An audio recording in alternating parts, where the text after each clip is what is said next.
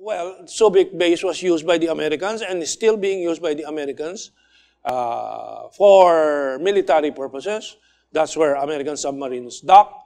That's where American submarines uh, go to and fro and pass through the Manila Trench, hiding from American Chinese radars and sonars. A strategy that retired General Victor Corpus has repeatedly been explaining to the nation and to the world, that the Americans used the Manila Trench as the hiding ground, hiding place for American submarines, because this is the only spot so deep that Chinese satellites and other facilities find difficulty in detecting these American submarines. And okay, one of the biggest news item and major developments in the Philippines is this collapse of the Hanjin shipbuilding company. This is a 1.5 billion US dollars, more or less. Nobody really completely knows how much is involved in this company and its collapse. But for Philippine banks alone, it is estimated around almost $500 million of debt has been $412 million to be exact, that it owes to Philippine banks, while it owes another $900 to $1 billion to Korean banks and other international banks. Nobody really knows yet. And so, according to reports, Hanjin owes $412 million to Philippine banks, or how much is that in pesos? Around 2.5 billion pesos, is that correct? 2.5 billion pesos, more or less. And that is a report from Marine Link Shipbuilding. Fitch warns over Hanjin shipyards debt. Now, the Philippines is confronted with this problem of this Hanjin shipyard in Subic, a huge shipyard which employs tens of thousands of Filipinos, and what to do about this project and the Filipino jobs there. There were knee-jerk reactions from some Philippine elements associated with American persuasions, tendencies, such as ex-Navy Chief Alexander Pama, who raised the alarm on possible Chinese takeover of the Subic shipyard. Now, our question is, why is there a Chinese alarm? Their argument is that it is because China has this dispute on the South China Sea with the Philippines. Well, if you still think that dispute is that vital, then you are out of tune with the Duterte administration's policy and direction, and the Philippine Constitution's independent foreign policy. The dispute is under discussion with China. There is no tension with regards to this, and so it should not be a factor. And we will explain further as we go along in this report.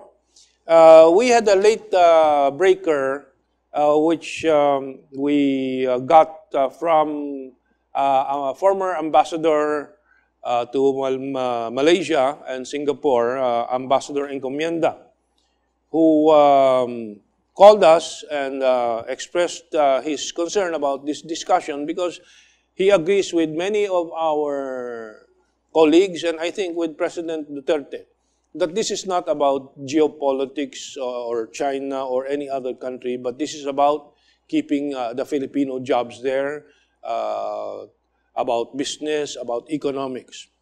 But he called us, Ambassador Encomienda, whom we will invite in the weeks to come to discuss all these issues again. He alerted us to the New York Times editorial of January 17. Philippines should take over shipyard to keep it from Chinese, officials say. The government owns the site, this report says, which is Subic, and leases it out.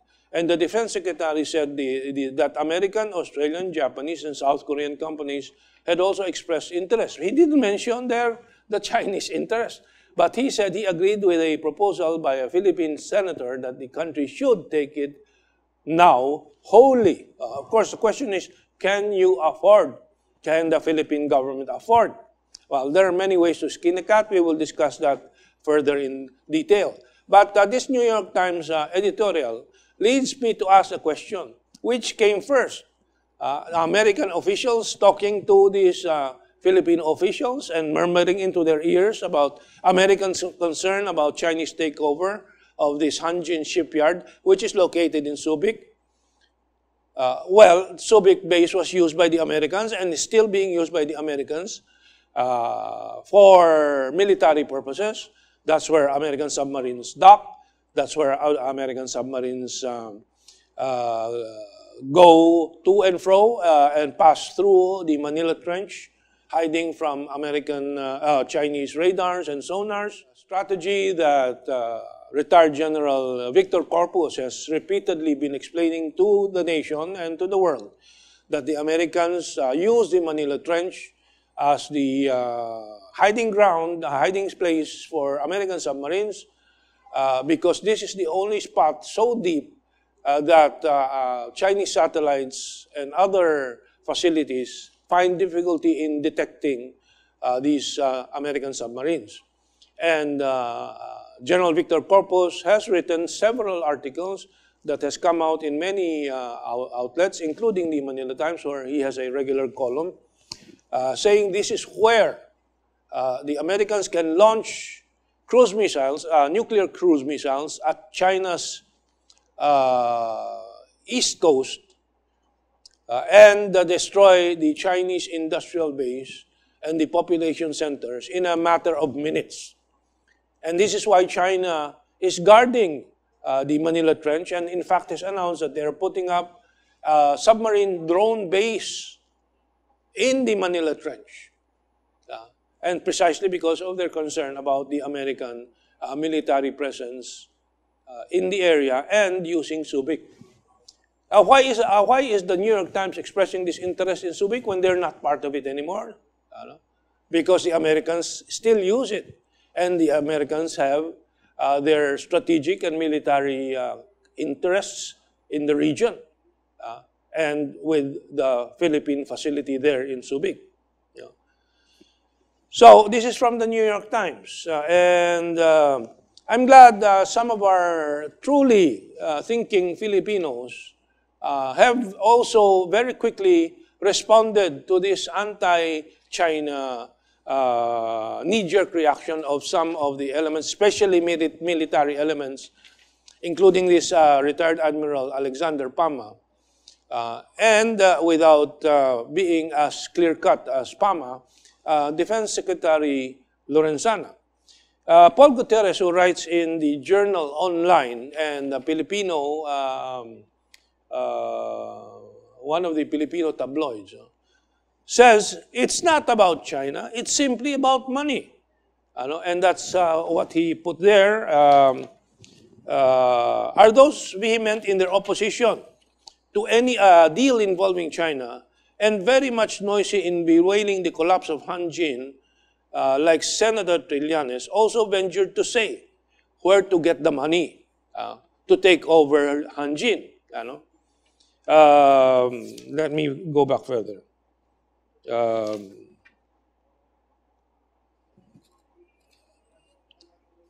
So he says,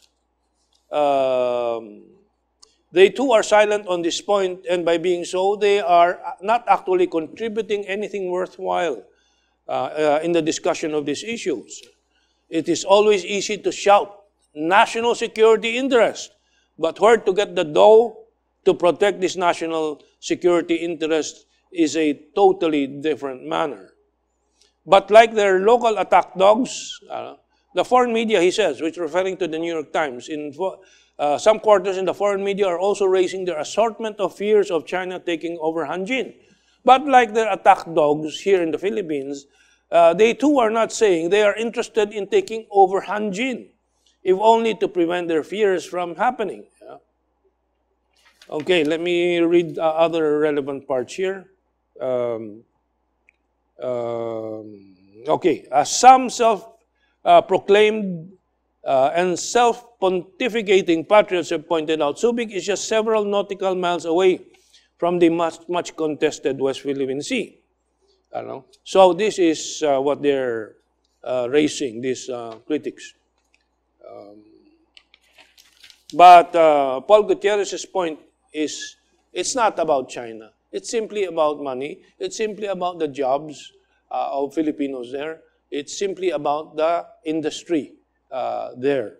Now, we will explain further, as I said, why Paul Gutierrez and others expressing the same view are correct. So let's go on.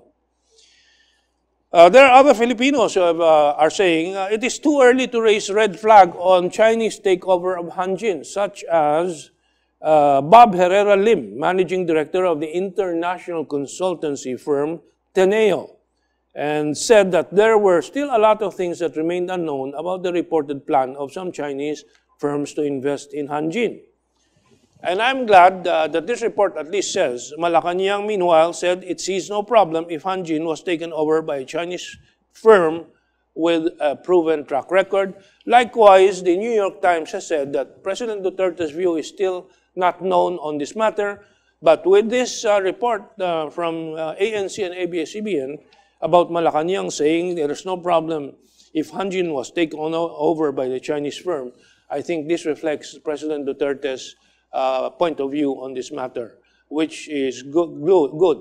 Why do we say so? First of all, if the Philippines will take over and get involved with this project with 250 billion pesos investment, let us consider the prospect of the industry. I took this from the McKinsey forecast, from Freight Waves site for shipping. McKinsey, a consultancy company, forecasts the next 50 years of container shipping. This is a long article from October 26, 2017 by John Paul Hampstead, a staff writer of Freight Waves. He says there are obvious challenges to robust long-term TEU. This is the measure for the container capacities of these ports and shipping. These include everything from potential great powers rivalry between China and the USA that would encourage a new wave of onshoring. Onshoring means avoiding shipping and doing their supply chain within their own countries, and as we saw in the trade war discussion, to the fact that some sectors have already been completely containerized, such as electronics, medicine, apparel, while others have been static. It's not been moving much for decades, such as automobiles and non-refrigerated agricultural goods have been stuck at 25% and 12% containerization, respectively. Again, if some say Hanjin's collapse may open the industry for more players, but this is one report from Reuters. Hanjin's fall will not fix the global shipping industry's ills.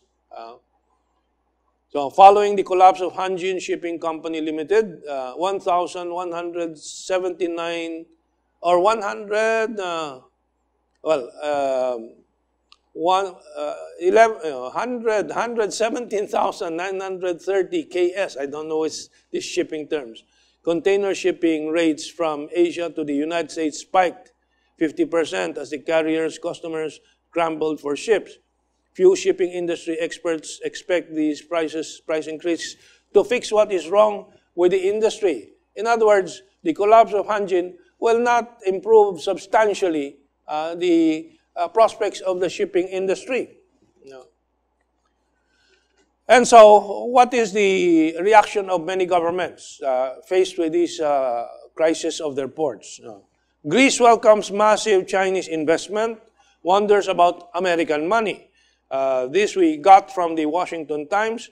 Panagiotis Koromblis, Greece's Minister of Maritime Affairs, has a simple message for those who worry that China's massive investment in the Greek economy and in the port of Piraeus may give Beijing too much influence in Athens. Get in the game, says Panagiotis Koromblis, or get left behind. When my American counterparts ask why the Chinese are investing so much in Greece, I say, where are the U.S. investors? It can make for an embarrassing moment, he said. Like Paul Gutierrez, this is what Paul Gutierrez is saying. Where's your money? If you're complaining about the potential Chinese entry into this project. Another country that has welcomed Chinese investment, Taiwan. Imagine Taiwan. Okay, that's the next item we have prepared. Taiwan quietly lets Chinese state company take over port area of Kaohsiung. The administration of Taiwan's President Tsai Ing-wen would allow OOCL under COSCO's ownership to continue its port operations. Is surprising in that her government has taken a firmer stand against Chinese investment than her predecessor, Ma Ying-jeou. In fact, local regulations formally bar Chinese companies from operating Taiwanese port, but they have allowed this in Kaohsiung. Let's move on to Europe. Chinese firms now hold stakes in over a dozen European ports. This is from the National Public Radio. And I provide the map there, which shows Chinese-controlled ports in Rotterdam, in Bruges, in Greece, in Marseille, in Valencia, in Casablanca, in Tangiers, in Piraeus, in Turkey, in Istanbul, in Port Said in Egypt. So why not the Philippines? I'm not advocating for the Chinese takeover in Subic. I'm just asking, why are some people objecting so vehemently when the rest of the world is accepting Chinese investments here? But of course, one of the big controversial port takeovers of China is Hambantota in Sri Lanka. And there was all this years of propaganda against the Chinese takeover after Sri Lanka engaged China with a debt equity swap on this port. China gave $1.1 billion cash to Sri Lanka and took over with a lease of 99 years, not a takeover of the property, but a lease. You understand what a lease is. It is not ownership, it is rental. And Sirisena, who ran on an anti-China platform, when he won, Sirisena won the election on a strong anti-China campaign platform. However, after taking office, he went on to pacify the Chinese and promised that their investments in Sri Lanka were safe and that the leadership change would not affect them. Because why? China's Belt and Road Initiative, China's development economics is the best ally of any country to improve one's economics, a country's economics. Okay, and what happened to Hambantota Port? Traffic to Hambantota Port, this is from Economy Next website. Traffic to the Hambantota International Port increased significantly during the last year with 300 vessels calling with different service requirements, up 30% from 2017, and of course 2017 was up from 2016. Hambantota Port saw an increase in vessels docking at the port on the first week of the new year 2019 and is currently handling a number of different activities from ship-to-ship transfers to ship repairs and warm layups. This is a long article with a discussion on Ro-Ro and so many other activities now in Hambantota Port. Why is China able to do this? Because China has this Belt and Road Initiative, a global trade initiative, but we're running out of time, so we'll go on. Maldives is the same thing. The government of Soli, the name is Soli, I think the new government, the Maldives' new government is looking forward to strengthen ties with China. Maldivian Foreign Minister Abdullah Sahid told Xinhua, again, this new Soli government of the Maldives won on an anti-China campaign. It won, But after taking government, it is now positively discussing with China all these projects. These are the reasons why we should look upon these anti-China elements with skepticism and suspicion. They are not really interested in the welfare of the country, of the workers in the Hanjin, collapsed Hanjin company, or in the Philippines shipbuilding industry and economy. They are interested in kowtowing to American interests and concerns. Neither are the Americans interested in the welfare of the Philippines. Because if they are, they would not interfere on this matter and let the Philippine government decide what best to do here.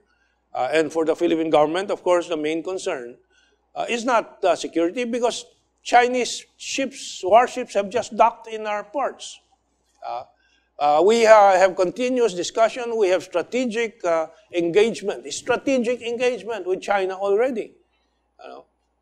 The main concern in the collapse of Hanjin is how to revive that industry, preserve those jobs, and maybe promote shipbuilding in this archipelagic nation and insular nation, maritime nation. So with that, we hope we have shared some information that will make for a wise decision of the Philippines, the Filipino people, which is important in the government's decision, in President Duterte's decision on what to do about this Hanjin, multi-billion Hanjin shipbuilding facility in Subic Bay. If we have a good